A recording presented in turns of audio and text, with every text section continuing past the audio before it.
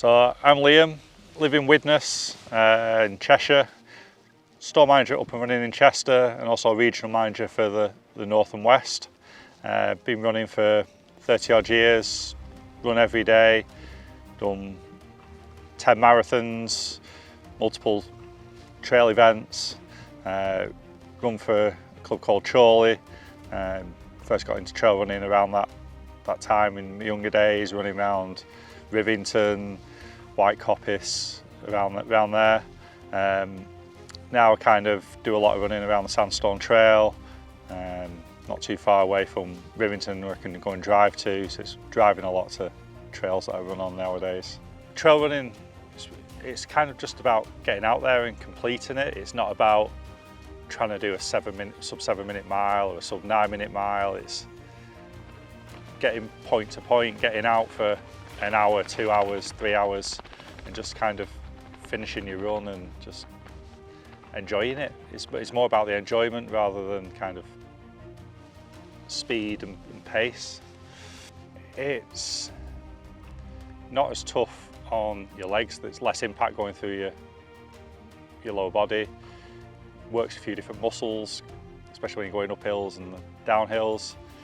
It's about getting out into nature and a bit of peace and quiet. You've not got cars and all the car fumes.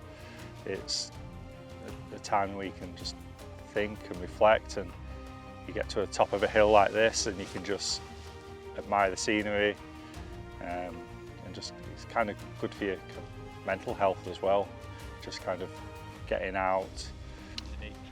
If I've got a chance to escape, well, I'll plan to go somewhere that's got a few hills, got a few challenges in the run. Somewhere, I tend to go places that I've been before. Usually the first time I go somewhere I'll go running with someone else there, just so who's been there before, so I don't get lost. Then I'll kind of go back on my own and do that route over again and maybe try take a different path. So comfortable distance, probably anything from half marathon up to about 20 mile. One of the good things about trail running is I don't feel guilty when I have to stop and walk.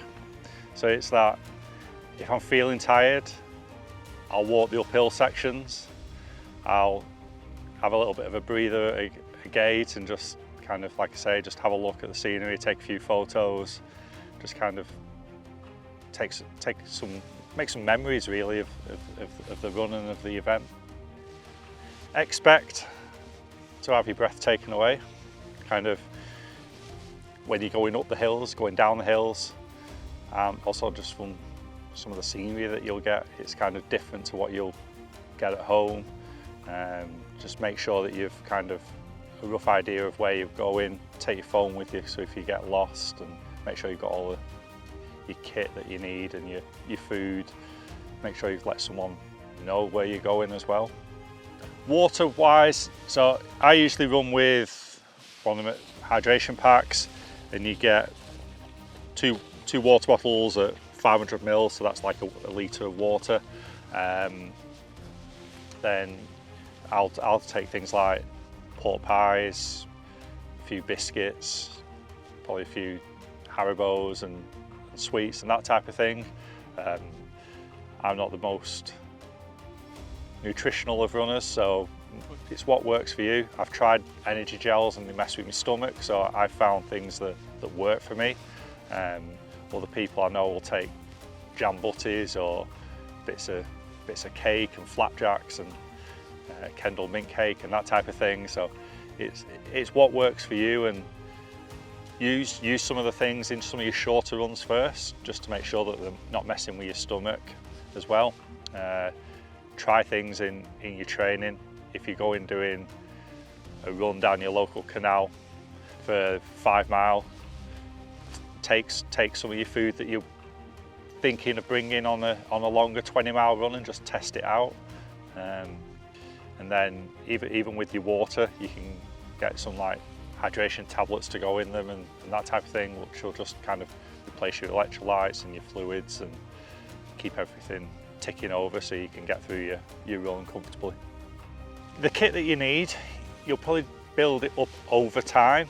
it's not something that you won't go out and buy every single item all at once. So the main things you need are decent base layer, decent pair of shorts, and a decent jacket.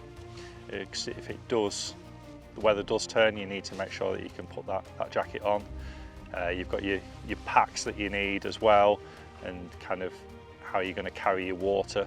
But if you've done your 5-mile trail runs, your 10-mile, you'll start to build up, and kind of your kit will start to kind of all come together, ready for those longer distance events.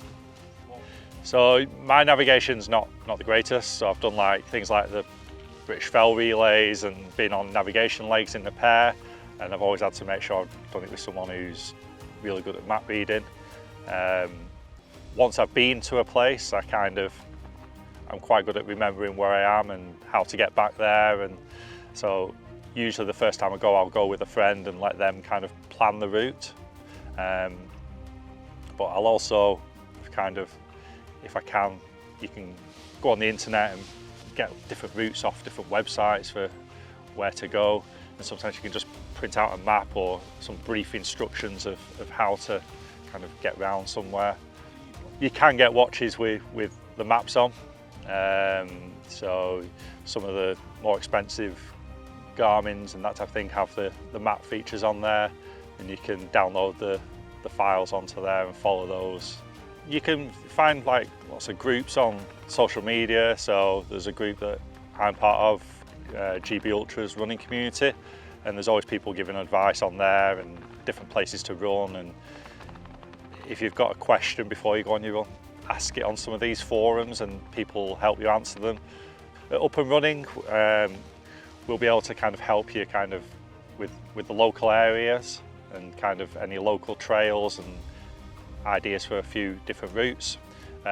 Sometimes we have our own run groups, and sometimes we have occasional day outs where some of the run groups will go and run around certain reservoirs or that type of thing, and just kind of get out of the cities and kind of into the countryside. Going out and just getting out and doing a trail run is much better than going out blasting a 5k on the road. It gives you a bit more time to think, especially when you slow down, you do your walking sections.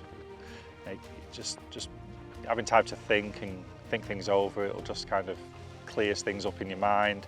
And then when you finish, always plan your route so there's a coffee shop or somewhere you can get a bit of cake or a pint at the end, and just kind of tops off the day really.